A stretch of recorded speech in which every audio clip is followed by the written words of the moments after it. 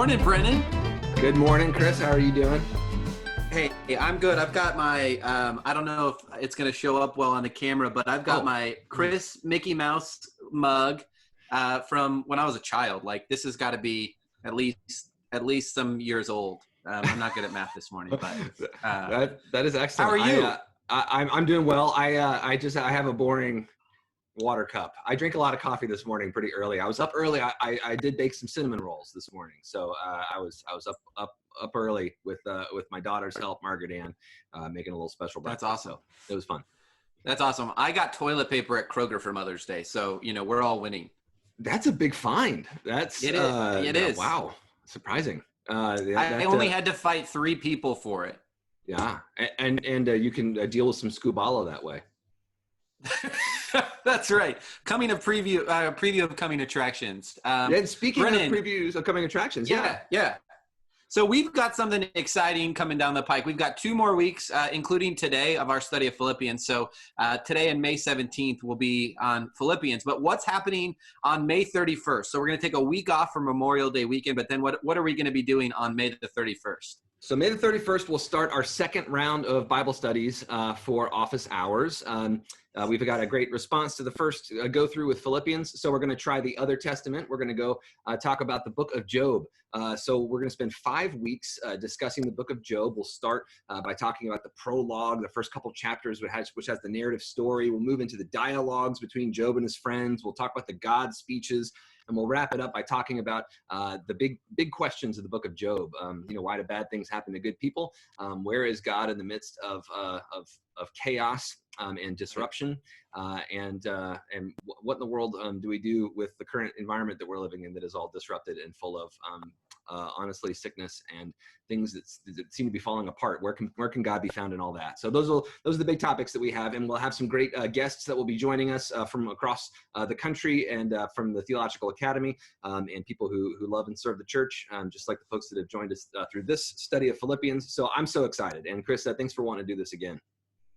Oh, it's going to be great. And I think we talked about it earlier on the phone this week. And I have sort of either a very basic understanding of Job, like the surface level reading, or like I sort of throw my hands up and I'm like, what is going on with this book? So I feel like I might not be the only one who feels this way about Job.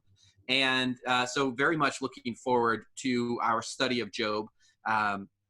And again, like you said, it's such a timely time for us to be studying the book of Job, because many of us are now wrestling with these big questions of where is God in the midst of really hard stuff, and how does our theology either adapt or not adapt to those realities? And I think that we see some really interesting stuff happening theologically in the book of Job. So again, don't miss it. We'll start that study May 31st. We'll get out some more details about our guest lecturers, about the description of the class and all of that. There will also be an opportunity to register for the sort of advanced level with additional readings and videos. So stay posted for that, but May the 31st.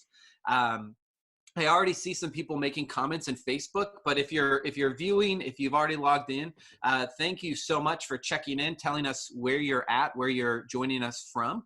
And we are so grateful that you're here this morning. So Brennan, we're talking about the largest portion of Philippians today, Philippians 2:19 through 4:1, where we learn about Paul, we learn about some of Paul's colleagues, and we learn about Paul's view of his, maybe we might say his privilege or his former accomplishments. And so it's a really important part of Philippians. It's a lot of ground to cover. And we are going to be joined momentarily by Shively Smith, the Reverend Dr. Shively Smith. And maybe we can talk about her while she's not on. That seems totally appropriate right. for us to do. Well, so Shively Smith is a wonderful biblical scholar, excellent preacher and teacher. She is someone that Chris and I both know from her time at Emory University, and where she got a PhD in New Testament studies.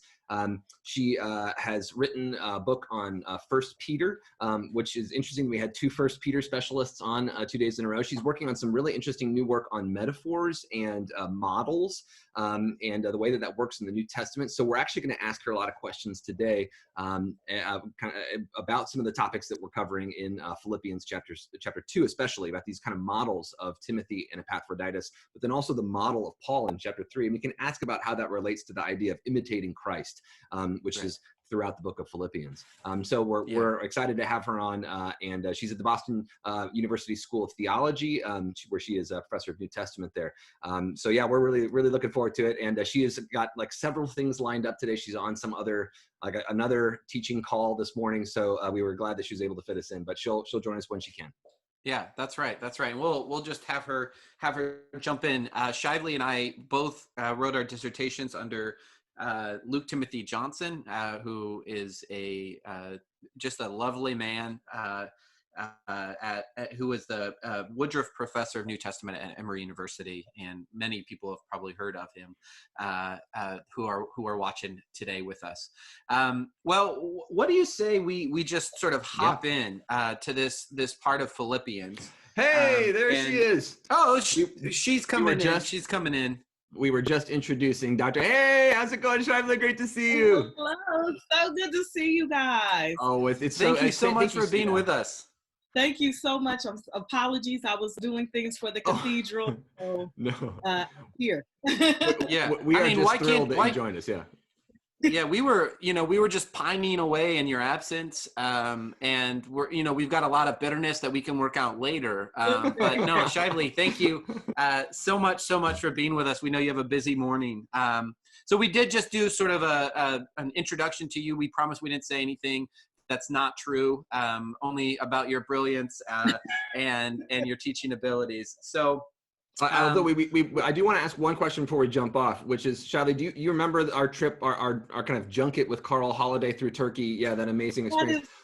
It was amazing. It was amazing. One thing I wanted to just say is that you were the one that taught us about the Sebastian at Aphrodisias, right? And that was an amazing talk. I still use that whenever I teach about the Roman Empire and so on, in imagery and Judea Capta. It was really, really wonderful. But what was your favorite moment of that trip through Turkey? What was my favorite moment? You know, my favorite moment was Ephesus. Oh, that was amazing. That was so amazing to be in this site and to be able to see where the library was and to really begin to. So I still use our pictures from that as a way to help students begin to do the work of imagination and reconstructing what that world actually looked like, right? So not what our cities look like, what did their cities look like? That was something that was so powerful to me. The other piece that I loved about that was really the journey. I mean, I think the bus ride with all of us being together, and we were sharing and moving between being, nerds in the biblical world and then having fun and listening to music, to really recognize that as scholars, most of us were students still at the time, that there's a way in which we are real human beings and we're not just, that stays with me. And I try to pass that on to my doc students even now. Yeah. I'm like, so what do you like to do for fun? Right. Does that exist? I have to say, like, hearing you guys talk, I'm having this moment of feeling like the little brother in a family of like, that was back in the day when we were able to take family trips, and we, that was before Dad lost his job, like, because I didn't get to do that trip. I didn't get to go to Turkey. I didn't get any of that. Oh no, the bottom fell out. The only thing I did was, and this was actually really sentimental and great, was I helped Luke Johnson move his books to the monastery in New Orleans when he retired. And so we loaded up a U-Haul and had 6 Krispy Kreme donuts as we drove down to New Orleans, and gas station coffee. It was classic. Living the dream. That's right. Well, so Shively, again, thank you so much again for joining us. It's just so fun to have you here, and you are someone that whenever you speak and teach, I'm always on the edge of my seat listening. So, but we want to begin by asking you 2 kind of big, broader questions. We usually begin by asking people, just in general, like, what are your theological presuppositions, or at least a couple of them, some things that inform your reading of the Bible. That's that's usually where we start. Would you mind just kind of giving us some tips? Kind of what do you usually start with? Yeah, I mean, so I always tell people I tend to stay in my lane. So I always start with those New Testament texts. One of the presuppositions that I'm always working with is that all of these writings, in a large degree, are insider writings. And so these are not written necessarily in the spirit of trying to convert or present new information to people who have no clue of the proclamation, of the good news, of the characters, the apostles, the prophets, Jesus. Like, these are all written with the expectation that people have a clue about it, right? Which is a big deal for me, I think, because of sort of my original place being initially in sort of more a missionary-based evangelistic sort of circles when I initially, as a little girl, so the pastor's kid and that sort of piece. And so that has been a real eye-opener for me, as is to shift to imagine that John 3:16 actually wasn't written for you to go and say, "For God so loved the world," to someone who has no idea about the Son, but that everybody already has that story. So that's one thing that that does something that's I presuppose. The second thing that's related to that is I tend to presuppose that in large part a lot of the audience, the intended audience, represent people that are managing what it means to live on the fringes in some ways. And I mean, this also has to come from the fact that I work quite a bit in the Catholic letters these days, and so that's all the more striking for me there. But while Paul's writings, the writings do talk about people with particular kinds of resources, the overwhelming majority represent groups of people that do not have power or access to resources. They're more clients than patrons. They're more slaves and servants than the master class. I mean, so there's a real way in which, what does it mean to read these writings from a place of the absence of power and resources, rather than from the place of power and resources and privilege. And that does a lot in terms of humbling me, I think, right? And recognizing that some of this stuff that they're talking about in terms of relationships, in terms of how you relate to each other, how you're relating to your own environment and to your own kinship, that stuff is hard. I experience it every Thanksgiving and every Christmas. And then I get into a plane and go home, right? So with the absence of that sort of transportation and technology and movement pattern, how much more difficult are some of the expectations and propositions and proclamations that are being made in the writings to people to think about themselves differently in relationship to each other, in relationship to their communities and their kinship groups, in relationship to the society and the local community that they may have been navigating for generations. Yes. No, that's great. Thank you. And we already mentioned this a little bit before you hopped on, but if you could just tell us a little bit more about your work, particularly in the general epistles or the Petron epistles, the First and Second Timothy or First and Second Peter, or just your work on biblical metaphors and models more generally. And then we promise we'll actually hop into this text on Philippians.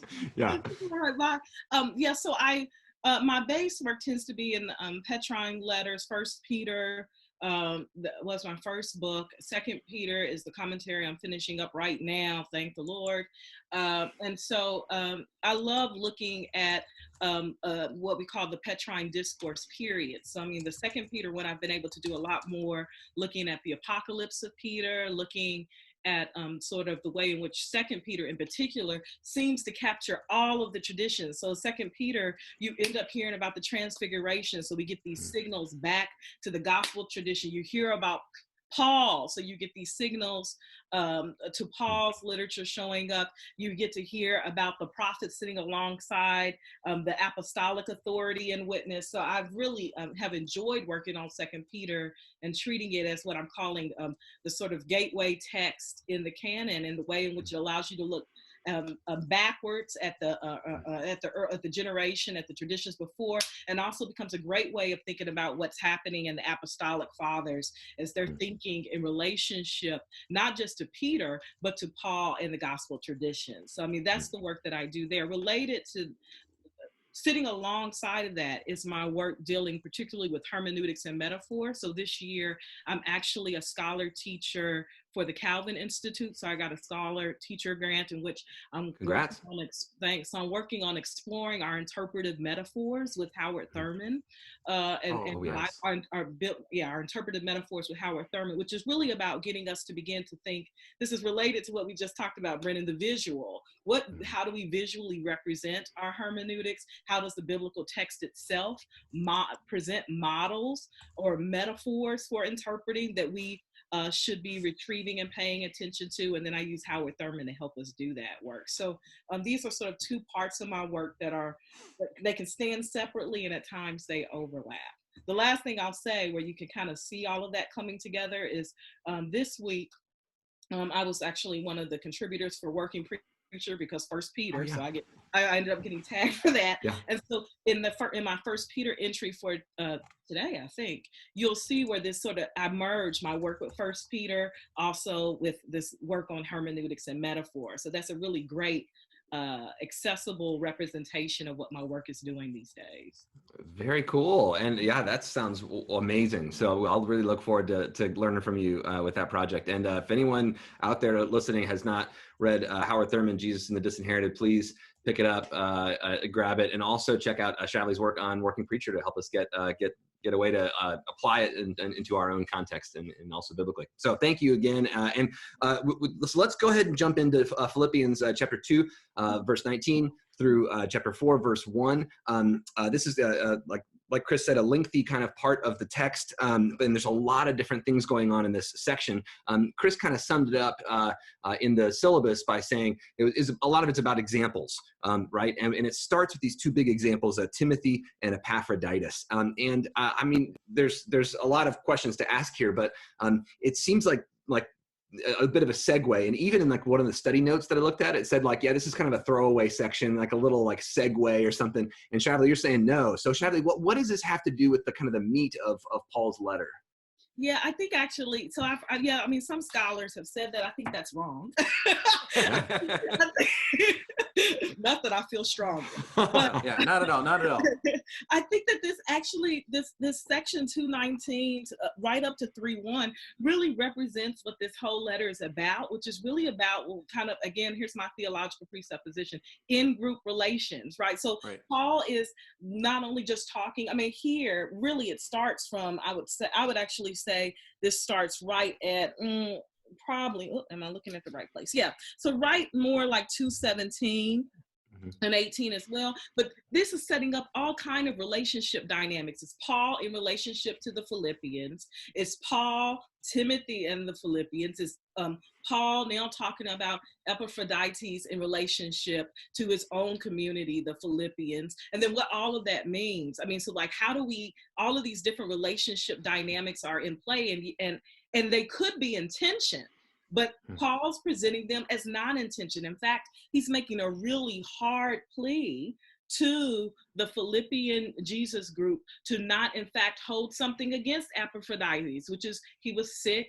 He wasn't able to do everything he was supposed to do as, the person that you sent to me, but he did his job well and give him honor. I mean, this is the crux of what it means to be a loving community, a community that's complex, that's nuanced, has many relationships that are in play at the same time. How do we have multiple relationships, different power dynamics at play, and they don't clash? They don't have to come into tension with each other. They can actually complement each other. Huh. Wow, that's really deep. And kind of going along with that idea of the one mind that we saw in chapter 1, but then also comes up again here in chapter 3, like not having one set of beliefs necessarily that all match up, but having this one kind of mind of humility and love towards one another that is lived out and acted out, right, with all of these kind of, like you said, complicated dynamics, and trying to keep those things in tension, but also kind of managed with one another. And I mean, to me, it was really striking to me to read these kind of really loving, encouraging things that Paul is saying about the Philippians, but also about Timothy and Epaphroditus. But then also Paul notes his own anxiety about these tensions, right? And like there's all this stuff about today that brought up in me, like COVID. I mean, the fact that just to recognize it, it's Mother's Day, and Shively, happy Mother's Day. And, but there's also this, real severe anxiety today. I mean, just in general, but also about distance. And, I can't go see my mom today on Mother's Day. Yeah. To recognize this is kind of always there for a lot of people, right? There's a lot of people in the world today who Mother's Day is both a joyful thing, but also a painful thing about loss and separation. And that does produce anxiety. I mean, today, I was reading a Facebook post by Bill Brown, my colleague here in Old Testament at Columbia, whose mother passed away a few days ago. But then he also wrote a post saying that, he was grieving about the loss of his mother, but then he read an article about Wanda Cooper Jones, Ahmaud Arbery's mother, and just thinking of the loss and the separation on this day, I kind of piled on top of all of the loss that people are experiencing just throughout this context. And that does produce anxiety in us, right? But Christians often are told, don't feel anxious, right? Or it's bad to feel this way. Or you're supposed to be triumphant, joyous, only have joy. And Paul does say be joyful here, but he also says, I'm full of this anxiety too, right? So, I mean, it just struck me that it's like a recognition that it's okay to feel this way. It's okay to feel out of control right now. It's okay to feel questioning about things. It's okay to feel consumed sometimes with worry about all this stuff that's happening right now. And there's maybe a way to balance that with kind of rejoicing, but also not overwhelm one with the other. I don't know. Yeah, and I think, so this really goes back to me talking about the ways in which I think the biblical text models for us this. I mean, that not only can these things be held in tension, but the way in which Paul uses this to actually name that, right? So he names the what didn't happen with Epaphroditus instead of pretending like it did. He names his anxiety as a way for the community to hold that and to do something constructive with it, not something destructive with it. So he's not naming because he wants them to think that he can't hold up as their spiritual father. The Epaphroditus is incapable of doing it. He's naming that so that they can say, oh, okay, and we can all hold this together. I think that that's really so powerful now with the social distancing, the ways in which, how are we constructing our faith communities and our relationships to hold our truths, to hold the real concrete experiences we have so that we can continue to live as a community, so that we can find joy and flourishing there. That's one of the other reasons why I love this, that our faith is big enough to hold the proclamations of joy, but also to hold the proclamations of anxiety, of failure, of not doing something, and then still finding a way for all of us to live. Yeah, I love that. One of the comments on Facebook asked the question, is it okay to be, so it's okay to be situationally anxious, but know that ultimately God has it all in hand. And I think that kind of adequately sums up that we can hold these tensions. And so much of, Christian traditions that I've come from and that I'm familiar with is, Brennan and I were talking earlier, either be stoic, imagine there's no emotions, or be a sunny day Christian all the time.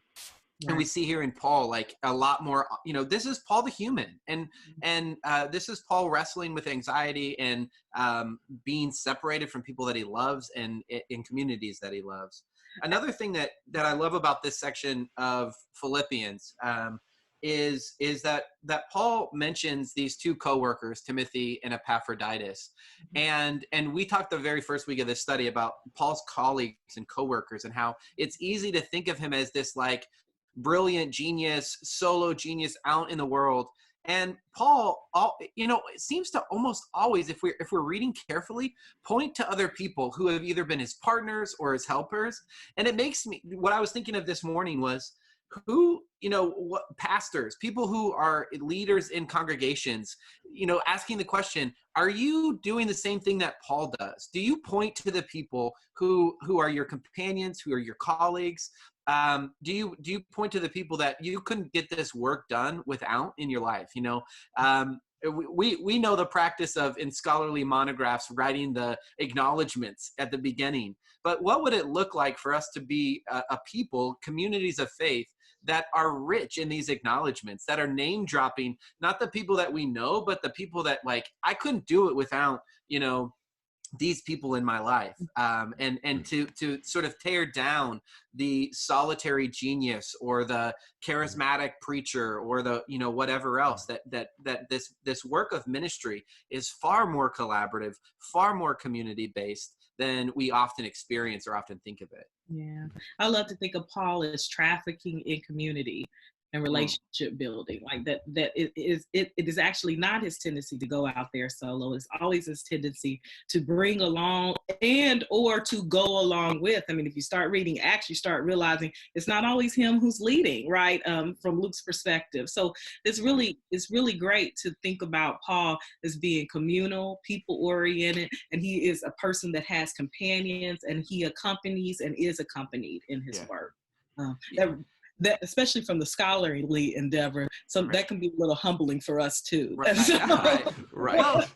Well, in the way that these are the parts of the letters that people skip, but the endings of Paul's letters where he's name dropping, and the ways that he's sort of interweaving relationships and saying, hey, I know this person and this person knows this person, and everybody's saying hi. And again, we live in the Hellenistic context was this way. The first century was this way, very competitive, and so Paul could have gone about it in a different way. And there, to be fair, like there are places where Paul is very controlling and claims that people as his own, but he can also be very collaborative. And I wonder what it would look like for us, not to network just to sort of get one step higher, but to do the sort of weaving of relationships that we see in Paul's letters of this person knows this person and I know this person, and we're all in this together. I just love, I mean, again, it's not deeply theological in the sense that it makes its way into systematic theologies, but it's so practically theologically significant that I hope we don't skip over it. Just one last piece to that, Chris, I would ask you guys, is it just weaving relationships or is it care tending relationships? Right? So, I mean, there's a way in which there's connection, but there's a certain kind of care tending and maintenance of the relationship that happens when you're bringing each other along.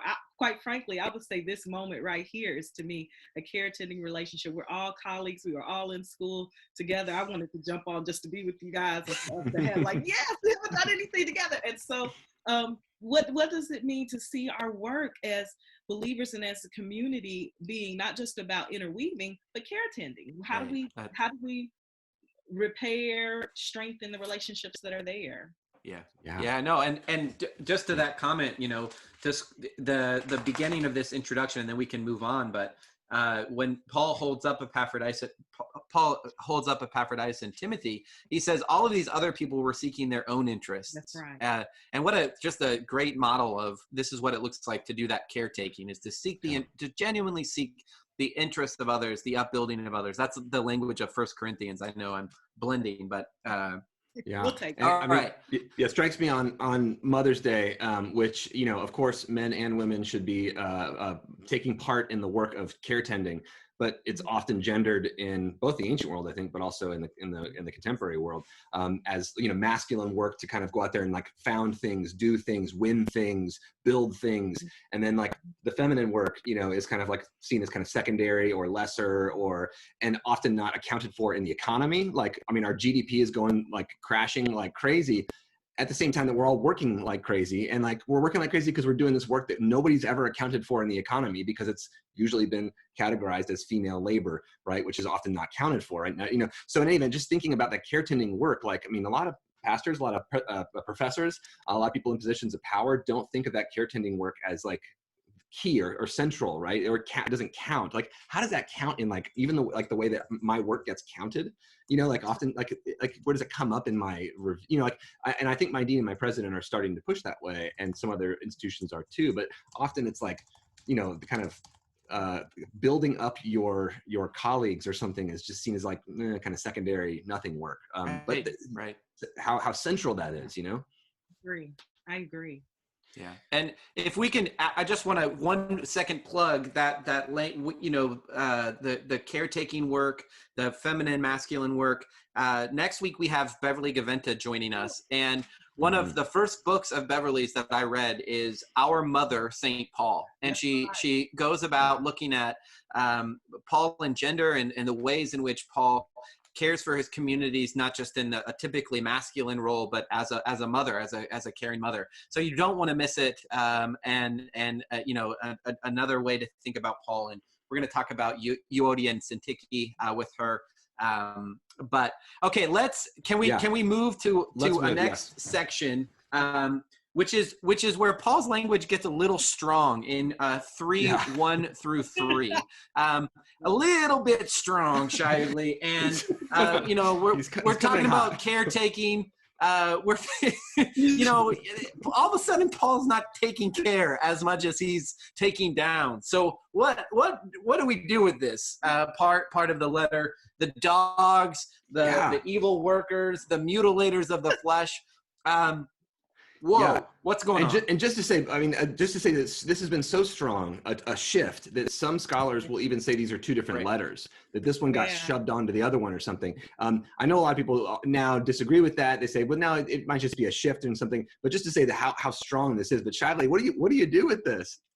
Yeah, so I was going to actually say that this is one of those places where we think that that the question gets raised: is this a composite letter, right? So is in fact this is something of another letter. I deal with the final form as we have it, so we have it all put together. So let's deal with it. Yeah. I think the biggest piece for me that we end up seeing is this is like the Paul for me of Galatians, the Paul who's in conflict with clear opponents, right? So so it's very rhetorical, right? So that he has very rhetorical. He has this naming metaphors even of what he's doing that's toward the negative that are really toward his opponents, and then you've got Paul's sort of naming of the things that he sees as good. So for instance, you get dogs, which for him, unclean, evil workers. That's the opponent type label. But then you get him using sort of alluding to clean and good. I love this. You don't see it you can't see it as clearly in the English because you have to see it in the Greek. But the way he talks about the katatome versus the peritome. So katatome, mutilation, versus peritome, circumcision. So in the Greek, you see this sort of juxtaposition that he's playing with that you can miss right here. So this is really Paul being rhetorical, setting up us versus them, a me versus them, which again goes to this whole in-group dynamic that I think is in play here in Philippians in totality. I could keep going on. They put stock in the flesh. I and you do not put stock in the flesh. We worship the Spirit and have honor in Christ. There's constant juxtapositions that are happening in different ways. Yeah, there's so much, in fact, that we had Eric Barreto on a couple weeks ago, and we were talking another Emory guy. We were talking about whether or not Paul's opponents are even physically like real, or if these are almost rhetorical. We can't know.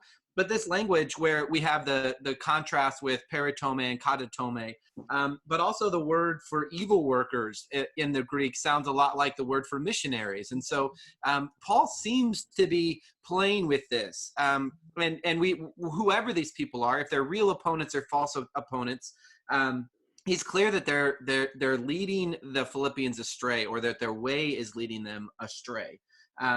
And he says that we are the circumcision, which, I was with a course of study class a couple weekends ago, Shively, and I said, the funny thing about reading Paul is that so much of his writing has to do with male genitalia, and we never talk about it, right? We just sort of automatically translate circumcision into something that's less like, squirmy. But he's saying that we are the true circumcision in this spiritual sense. Right. Which, maybe we're engrafted into God's purposes. We've been included in God's covenant. I don't know what we think about this spiritual circumcision, and what that means, either in the first century or in the 21st century.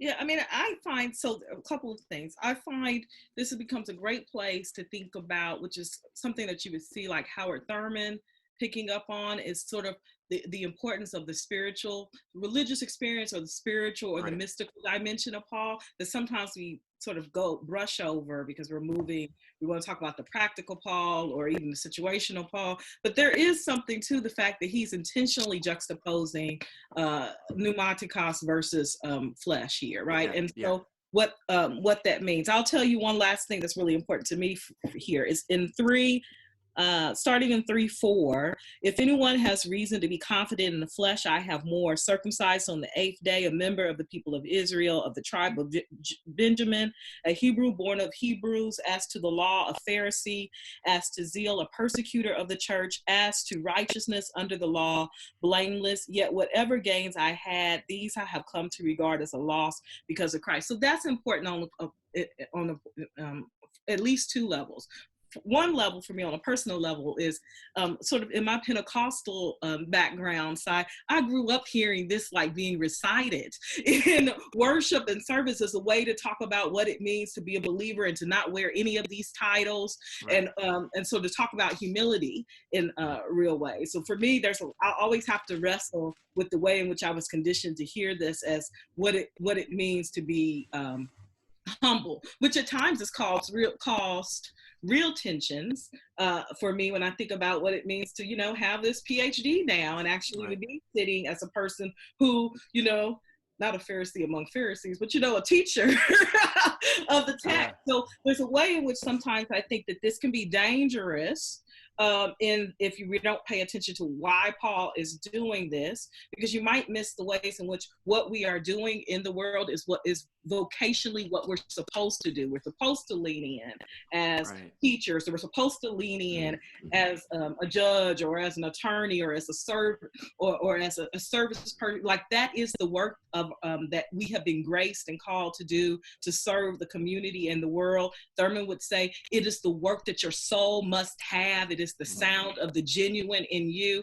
So I want to be very careful that we don't allow that to X out or mitigate or diminish the sound of the genuine that some of us have really struggled to live in and are struggling to live in even now. But on the second level, I would say this is very important for us as scholars, because this is the place where we go to start trying to build the profile of Paul outside of what we get in Acts too. So on the historical reconstruction level, this is very important for us to understand historically who was Paul, what did Paul actually do, what was his status, what were the groups, the collegium, the alliances, the identity markers that are really historical to him. And I want to hold that up too. Now, is it rhetorical? Does he just construct this out of nothing, or is this rhetorical based on the facts of his historical profile? That's something that we discuss quite often in our field. Yeah, and I think this is a place where it's important for us to consider the rhetorical dimensions. It's important to consider the possibility that there's some parallel between what Paul says about himself in 3:7 and following, and what he has said about Christ and the sort of the Christ hymn in chapter 2. But it does present some problems, and wondering. I mean, one of the things that I introduced the first week was Paul the Jew. I said, Paul never stops being Jewish, and so it's not that he's emptying himself of being Jewish, right? It's not that he's saying that this doesn't matter necessarily. So what is going on? Because if we read like in Romans 9-11, Paul's got a deep love for the Israelites and for his siblings in Israel, as he refers to them there. And so what does it mean that he's regarding this as nothing, these accomplishments, and whether it's rhetorically or theologically, how do we make sense of it? And maybe I'll let you resonate with that. I'm just going to sort of when I read this text, it seems like he's getting more and more narrow, right? So he's saying, I was circumcised on the 8th day. Great. Okay. That's sort of standard for Jewish men to be circumcised on the 8th day. And then he gets even smaller, that he was of the tribe of Benjamin, a Hebrew born of Hebrews, Which as means for he the law, speaks Hebrew? Pharisee. A Hebrew born of Hebrews. Does that mean he speaks Hebrew? He can read Hebrew? Use it liturgically? I mean, no, we don't know. I don't know. Yeah, just wondering. Go ahead, Shively. This gets debated what that means, right? Yeah, right. I mean, Hebrew among Hebrews could actually be, he's sort of talking about his particular lineage in comparison to others. And one way, on one level, it also could be related to learning. What do you have, Chris, on this? Yeah. So again, I think I had to mute myself because my dogs are barking. So yeah, I think that there's I think that there's definitely some debate. I mean, I tend to read the Hebrew of Hebrews as being an insider among insiders. When I teach this text, there's this wonderful article by C.S. Lewis called "The Inner Ring," which talks about how people always want to be a part of a more inner or smaller ring, and how you often get to that inner ring and you realize you don't even like the people that are in it, but it's just the process of being exclusive or excluding other people that really is at hand. And so I think that Paul, for me, that's what I think Paul is doing here, is saying, I got to the inner ring. I got as narrow as I could possibly be. And I found out that I gained nothing in doing so. And I think that rhetorically it's important, because Paul seems to be dealing with communities that always want to get higher. They always want to get in the inner ring. That's their inclination. That's their desire. And Paul is saying, I've done it. I've been there, and it is worthless to me. And not those status markers, and certainly not Israel or the covenants, but that desire to get into the inner ring is what is scubala. That's what is empty. That is what is or refuse, waste, or excrement. Refuse. Yeah, right. And that, all in comparison to gaining Christ. Yeah. I think the other piece to put to advance that even more is to think about the inner ring as being moving into the inner ring as being a place of moving towards more security, more safety, more power, more resources. So again, if we sort of, like I said, where my theological location, if we imagine that more of these people are sort of further out, doesn't just have to do with status. You also become your life becomes less secure.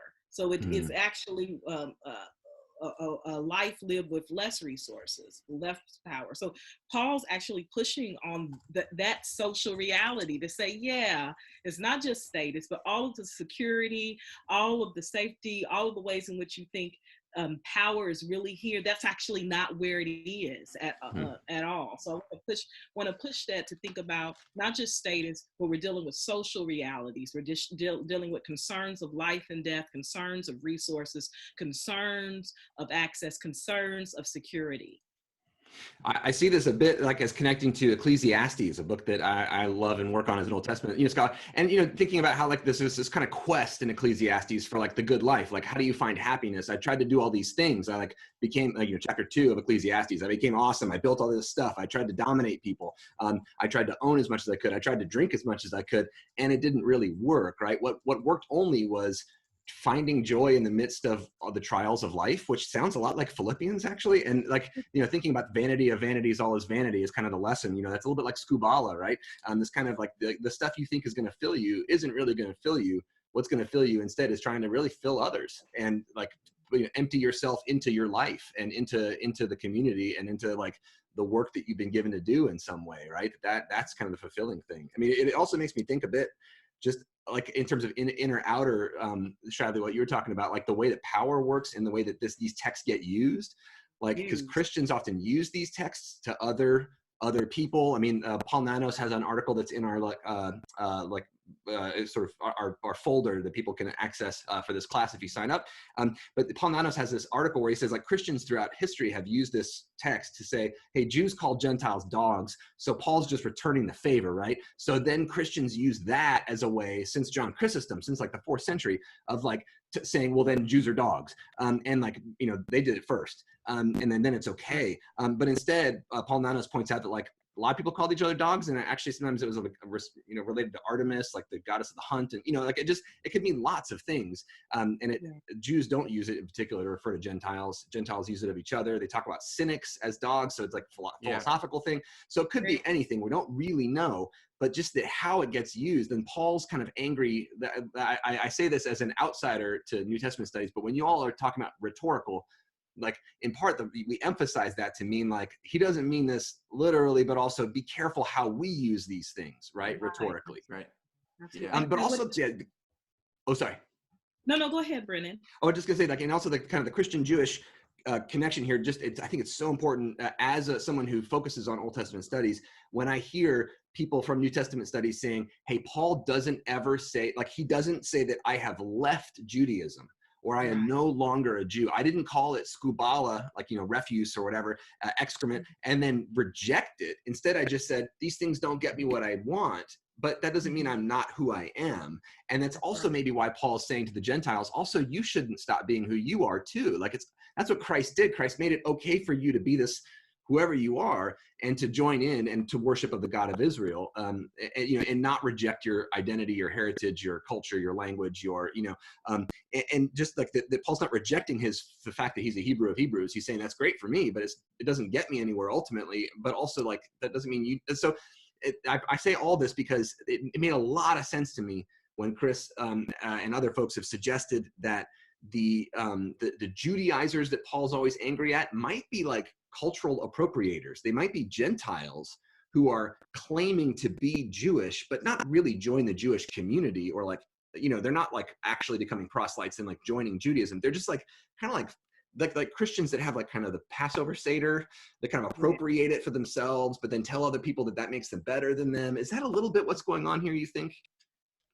I absolutely think what you just said, actually making the connection to Ecclesiastes is helping me to read it differently, to think about what it means to really see this as sort of kind of a wisdom discourse within the Jesus group. Spinning. So once you hit verse 7, yet whatever gains I had, these I have come to regard as lost because of Christ. So I mean, the analysis, Jewish wisdom discourse that's tied around this proclamation of Christ and resurrection, and the section ends right with that claim in verse 10. I want to know Christ and the power of his resurrection and the sharing of his sufferings by becoming like him in his death, if somehow I may attain the resurrection from the dead. So it's the first time I've always dealt with it as rhetorical, as inside or outside in group, but to think about this actually being a sort of wisdom, a wisdom retelling, retooling that Paul is doing, also because his Judaism is intact for him. This is the logic and the symbolic world out of which he is talking and reasoning. Makes total sense. So thank you for that. And I think it's Shiley, thanks for reading those final verses in this section because I think we also can't have this conversation about Paul and Judaism or Paul and these opponents without bringing up the resurrection of Christ. I mean, this is something I'm teaching a class right now at First Press on the resurrection, and we just started that. But for Paul, I don't know if we often really grasp just how significant that was for him. And a metaphor that I've, I think actually I was in a conversation with Luke Johnson about this, that, Paul is not in the business of rearranging furniture on the Titanic. No. Paul's understanding of the world, with a crucified Messiah now exalted as the Lord, and the resurrection, which sort of inaugurates this new age, means that he's all about the transformation of the world. He thinks that God is in the business of transforming it. And so often when we talk about Paul and Judaism, it's not like Paul lived his life as a Jew and found like it didn't work, right. like we often do with Luther. Like Martin Luther was, really dissatisfied with the spirituality and the form of religion that he experienced as a monk, and had this conversion experience. It's not like Paul found that Judaism became bankrupt. It's that he became convinced that this crucified Messiah was actually the Lord, and had come to share in the life of God, and it called everything into question. And there's this strong break with everything leading up to that resurrection experience. And so this is what Paul's saying at the end of this passage is, I want to share in that resurrection. I want my life to be aligned with that resurrection reality. And therefore it's because of this resurrection that all of this former stuff is scubala, is excrement.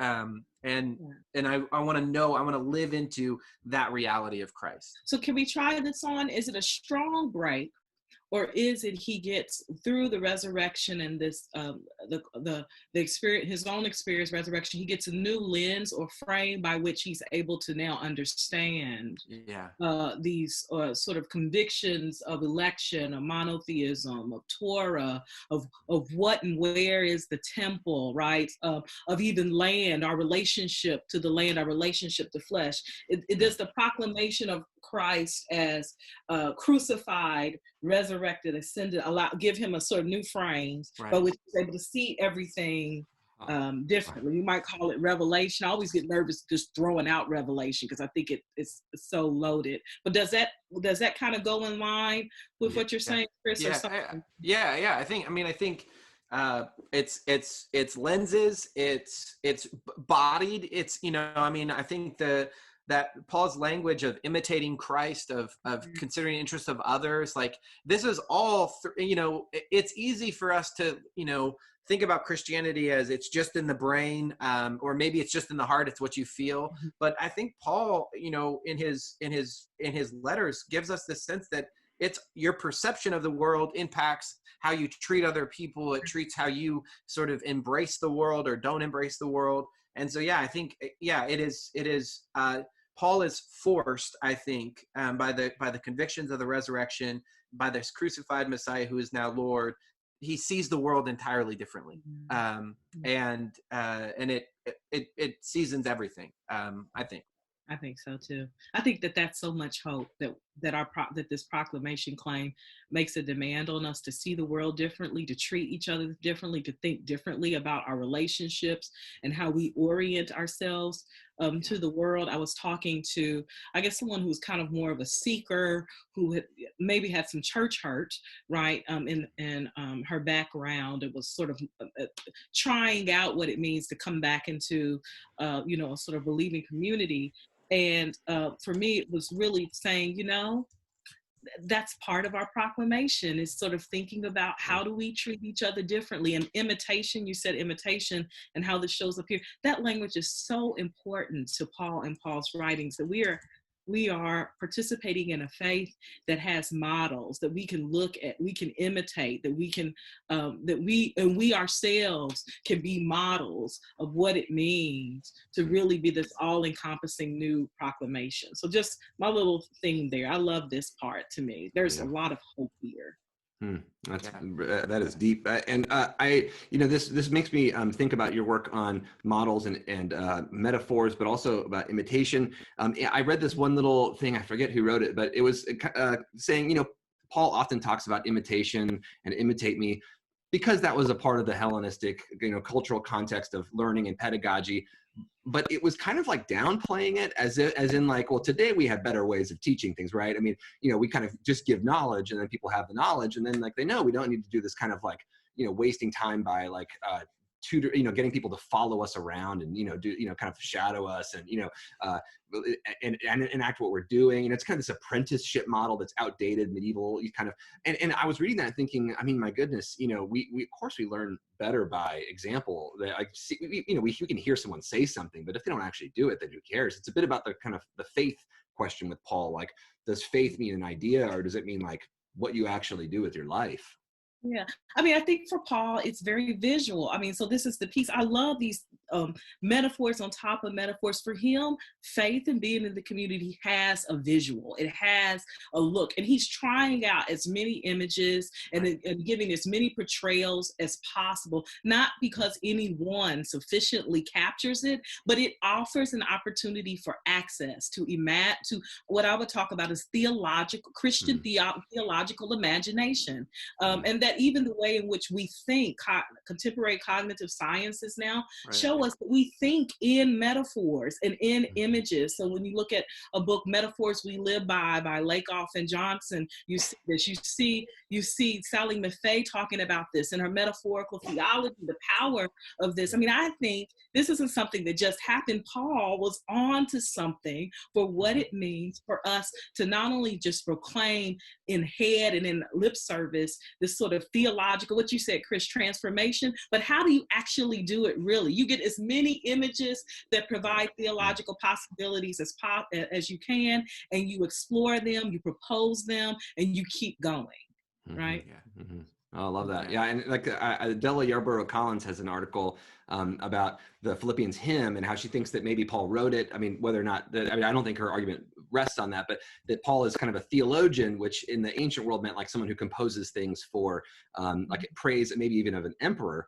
But like, and we have this thing at the end here in verse 21, chapter 3, verse 21 of like, all things end up being subject to Christ, which, you know, some people kind of question and have some theological problems with the kind of the dominance language or the language of kingdom and so on. But still, like the idea that Paul is taking this like image or metaphor or image of the emperor, the one to whom all things are subject. But then Paul is also saying, and the kingdom that is produced by this kind of loyalty and this kind of faith and this kind of leadership and it's the image of Christ.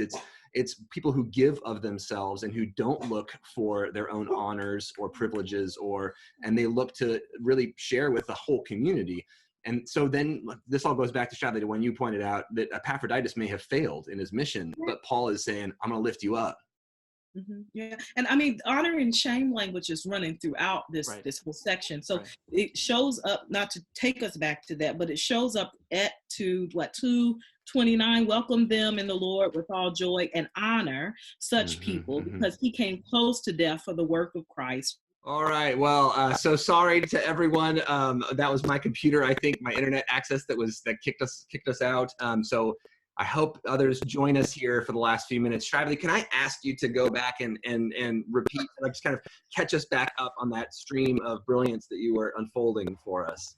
I was saying that I think honor and shame language is running throughout this section and is very important. I mean, I think so. If we look at 2:29, when he's sitting there talking about Epaphroditus and talking about not shaming him, basically, he says, welcome him then in the Lord with all joy and honor, which means without shame, such people, because he came close to death for the work of Christ, risking his life to make up for those services that you could not give him. So the reason why honor and shame is very important here is, one, because you got to understand the context of Philippi. Philippi is a Roman colony. It is known for having quite a lot of Roman military veterans. And one of the mantras of the Roman military is that you fight until the death, right? So to not continue fighting until the end, to not complete your task, is very shameful. You see this again in philosophical schools, especially within like Stoicism, that that you are to finish and complete your task. So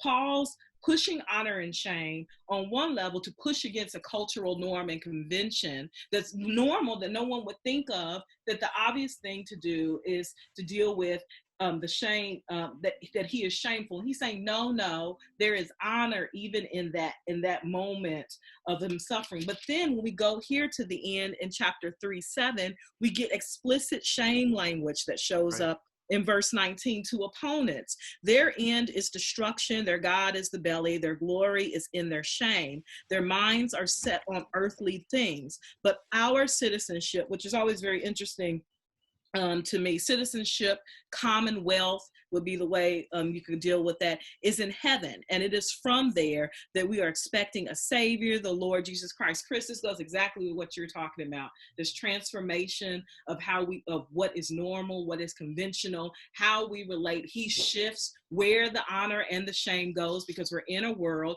where honor and shame has to go somewhere. Right. I mean, that is an orienting social value. And you see Paul shifting what honor looks like and shifting what shame looks like, shifting what honor produces in terms of action and commonwealth and relationship, and shifting what shame produces in terms of action and commonwealth and community, and where we should be in that equation.